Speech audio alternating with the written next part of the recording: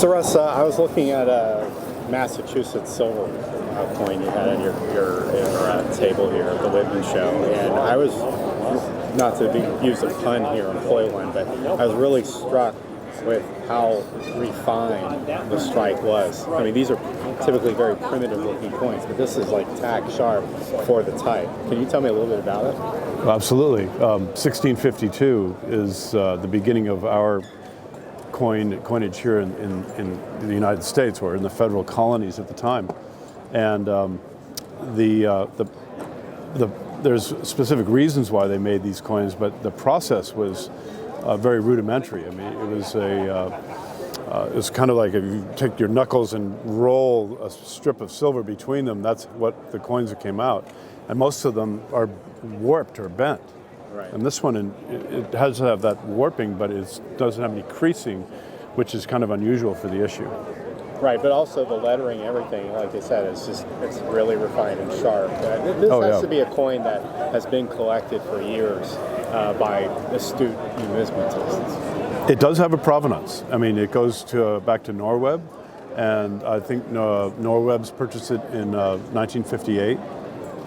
Prior to that, I'm not sure, but from the Norweb family, it went to the Hain family, and the Hain family were collectors of this series in particular up until they decided to auction them in 2002.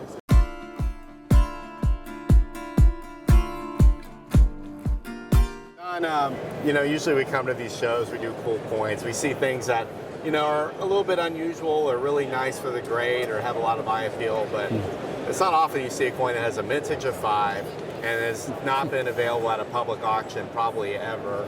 And this is a coin that's going to be in one of those prominent U.S. coin collections, and your firm was involved in acquiring it. Sure. Oh, we've been chasing this coin for a little bit over a year, and it was part of a package deal with the 1884 that auctioned off last night. But we already had an 1884. We had a PCGS Proof 67 with a CAC sticker, which was an amazing coin. But this coin was being offered only with that as a pair. So we've known about this coin, but we were never able to acquire it. And then when we saw it come up in this auction, we knew that this was a piece that we really wanted. And yesterday we finally decided, okay, you know what? This completes our proof trade dollar set.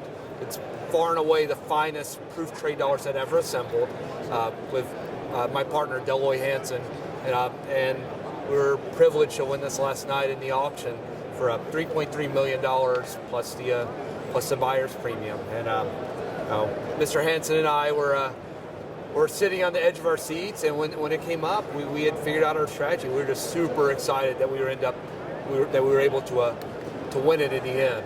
It's a really special coin, and this is the only one on the market. There have not been any on the market in nearly a decade, and it's the first time this is publicly traded in well over a decade.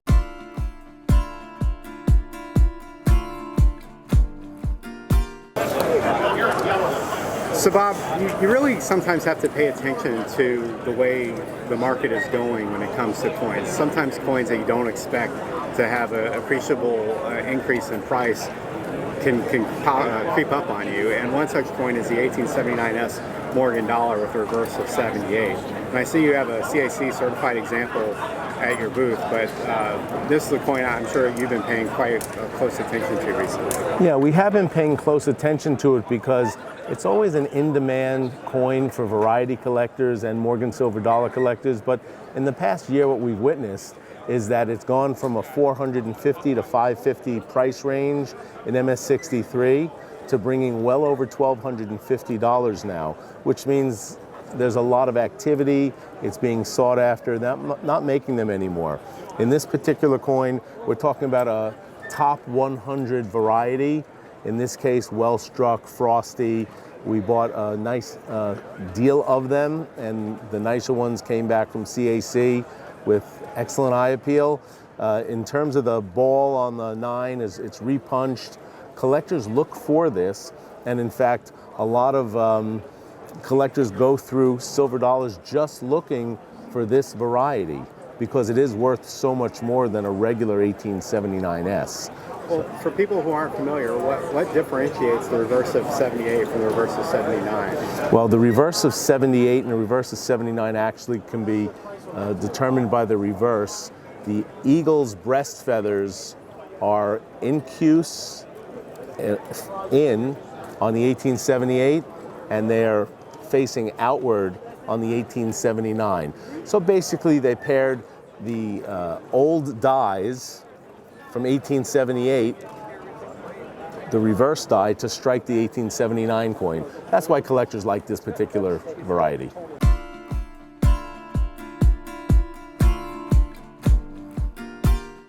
So John, you always have just a great fascination for American history, especially 19th century history, tokens and medals. Yep. So at your case right now, you have not only a medallion of a great Civil War hero, Yep. but also original marketing materials which show how this piece would have been advertised at the time of its release. That's right.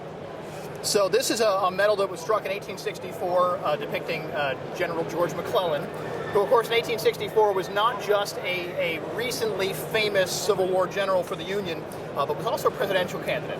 So this sort of stands astride the division of historical medal and political medalette. This was done by a Philadelphia engraver named William H. Key, who of course did a lot of work for the U.S. Mint as well. And the medal is scarce. I've seen maybe 5 or 10. They're usually not in great condition. They're very thick, so they often come with rim bruises. They're struck in white metal, so they're soft. Right. This is a really nice one. But what's more unusual than this scarce or rare medal is the pamphlet that comes with it, the flyer, which is the original advertising for it. And while a lot of people collect medals, very few people look to collect the other things like boxes and papers that come with it, because they're so rare. The paperwork is probably 100 times rarer than the medal. It's the first one I've ever seen. And it describes in glowing terms, describes McClellan as the second Washington, talks about him as basically the savior of the nation, which isn't exactly true in terms of his military career, and is more some puffery directed at his presidential aspirations in this era. Of course, he was running against Lincoln. Well, he did have Antietam, so. He did have Antietam. He'll always have Antietam, but he also had about 3 years hanging out in the peninsula, yawning and drinking coffee and say, we'll get him tomorrow. So. One of the things I find really fascinating about this literature is they sold this piece for $15. In silver. And this one's in white metal. The interesting thing is $15 was an enormous sum of money in 1864. No silver specimen is known to exist. So I think that what they were trying to do was, we sell them in silver for $15. You can get this white metal one for just $1. What a good deal. It's sort of like trying to sell somebody a loaf of bread, saying that we make gold loaves of bread and they sell for $10 million, but you can have this loaf of bread for $1.89. They were doing some comparative advertising that wasn't exactly accurate.